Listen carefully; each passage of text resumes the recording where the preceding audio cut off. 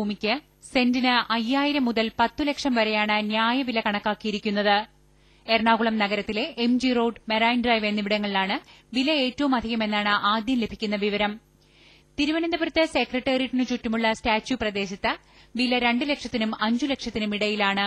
വ്യാപാര കേന്ദ്രമായ കിഴക്കേക്കോട്ടയിൽ സെന്റിന് 2 ലക്ഷമാണ് ന്യായവിലയായി രേഖപ്പെടുത്തിയിട്ടുള്ളത്. ഭൂമിയെ 15 വിഭാഗങ്ങളായി തിരിച്ചാണ് വില നിശ്ചയിച്ചിട്ടുള്ളത്. ദേശീയപാതയുൾപ്പെടെയുള്ള റോഡുകളോടുള്ള സാമീപ്യം, കൃഷിയോഗ്യമാണോ എന്നത്, ജലസ്രോതസ്സുകളുടെ സ്ഥാനം, പർവ്വതപ്രദേശമാണോ എന്നത്, കടലിനോടുള്ള സാമീപ്യം എന്നിങ്ങനെയുള്ളവയെ അടിസ്ഥാനമാക്കിയാണ് വിവിധ വിഭാഗങ്ങളായി ഭൂമിയെ തരംതിരിച്ചിട്ടുള്ളത്.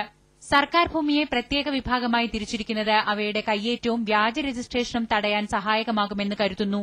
വയനാട് ജില്ലയിൽ ന്യായവില രേഖപ്പെടുത്തിയ കരടുരേഖ വില്ലേജ് ഓഫീസ്, സബ് രജിസ്ട്രാറുടെ ഓഫീസ്, തദ്ദേശ സ്ഥാപനങ്ങൾ എന്നിവിടങ്ങളിൽ എത്തിക്കുന്നത് പൂർത്തിയായതായി രജിസ്ട്രേഷൻ വകുപ്പ് അറിയിച്ചു.